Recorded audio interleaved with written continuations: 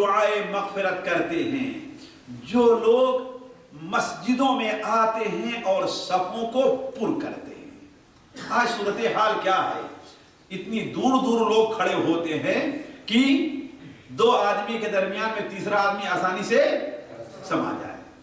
خاص طور پر ہمارے یہاں کے بھائی، چونکہ ان کی زندگی عام طور پر سہارا گزری ہے، ایک دوسرے سے دور دور گھر بناتے ہیں، لہذا مسجد بھی ایک دوسرے کے ساتھ مل کے کھڑا ہونا نہیں جاتے، دور رہتے ہیں۔ ان کے پیر سے پیر ملا دو تو وہ، ان کے جسم سے جسم ٹچ ہو جائے تو وہ اور دور بھاگیں گے۔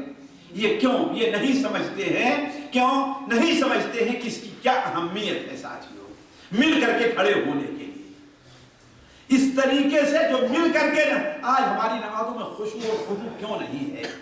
آج ہماری نمازیں امام سے غلطی ہو جاتی ہے تو پوری صف والوں کو اندازہ نہیں لگتا ہے کہ ہاں غلطی ہوئی ہے، ہاں مجھے بھی لگتا ہے کچھ بھول ہوئی ہے، ہاں مجھے بھی، ہر آدمی یہی کہے کہ مجھے بھی لگتا ہے۔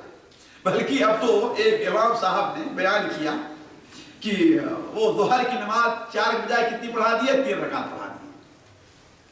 اب پوری مسجد میں کسی کو یقین نہیں ہے۔ ایک آدمی کہتا ہے شیخ مجھے لگ رہا ہے کہ آپ نے 3 ہی رکعت پڑھائی ہے، 4 نہیں پڑھائی۔ کیوں بھائی؟ کہا اس لیے کہ روزانہ آپ جو نماز پڑھاتے تھے 10 منٹ لگتا تھا، آج ابھی 7 منٹ 8 منٹ ہوئے، اس کا مطلب 1 رکعت باقی ہے۔ اللہ کا سچا قصہ ہے، کوئی جھوٹا نہیں ہے، سچا قصہ ہے۔ یعنی یہ صورتحال ہے، کیوں؟ اس لیے کہ ہم نے مسجد میں اپنے صفوں کے اندر شیطان کے لیے جگہ چھوڑی۔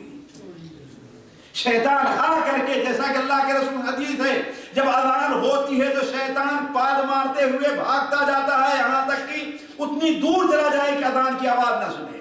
جب اذان ختم ہوتی تو مسجد میں آ کر کے پھر انگلی کرنا شروع کر دیتا ہے۔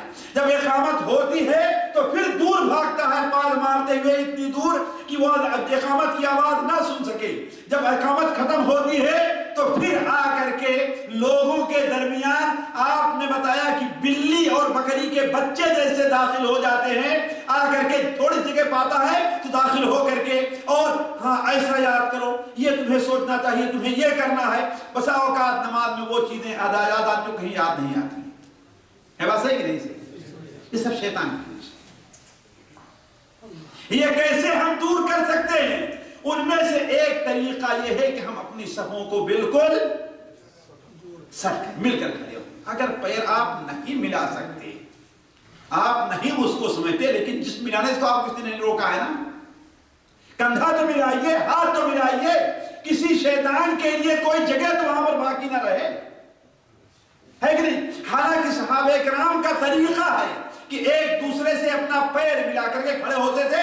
صحیح بخاری شریف میں حضرت برا ابن عازب وغیرہ کی روایت ہے۔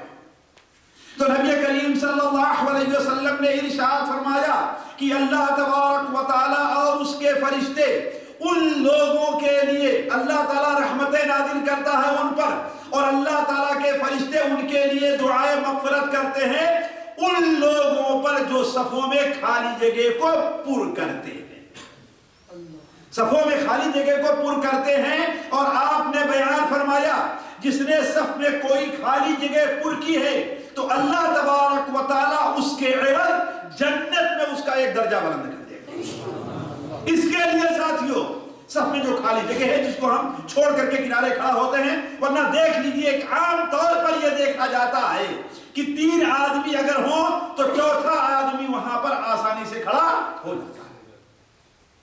اسی